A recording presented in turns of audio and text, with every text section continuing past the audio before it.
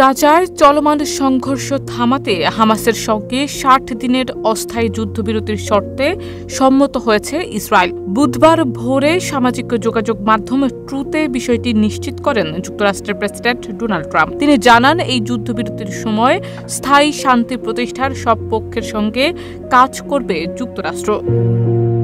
Trump লেখেন, ৬০ দিনের যুদ্ধবিরতি চূড়ান্ত করতে ইসরায়েল প্রয়োজনীয় শর্তে রাজি হয়েছে।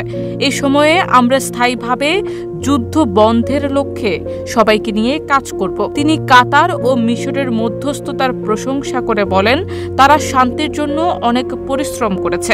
চূড়ান্ত প্রস্তাব তারাই দেবে। আশা করি হামাসও চুক্তিতে রাজি হবে, কারণ এর বিকল্প আরও খারাপ হবে। আরে কাট আপ কেনাকাটা লেভেল আপ করতে এলো cut up. Best deals, authentic products আর ফাস্ট ডেলিভারি পেতে ডাউনলোড করুন কাট আপ অ্যাপ। গাজায় যুদ্ধবিরতির বিষয়ে আলোচনা বেশ কয়েক মাস ধরেই চলছিল।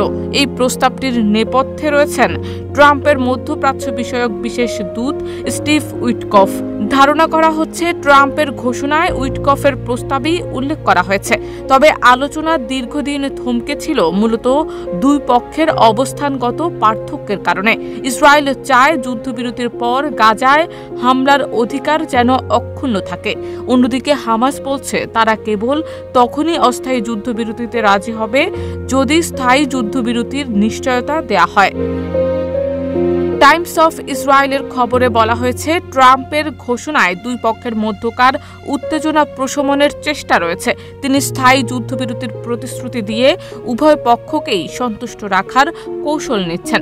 এদিকে কাতার, মিশর সহ আরব মধ্যস্থতাকারীরা এখনও চুক্তির খুঁটিনাটি বিষয়গুলো নিয়ে আলোচনা চালিয়ে যাচ্ছে।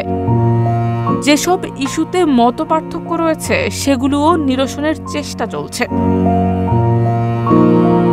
শারমিন নিশু, ঢাকা পোস্ট।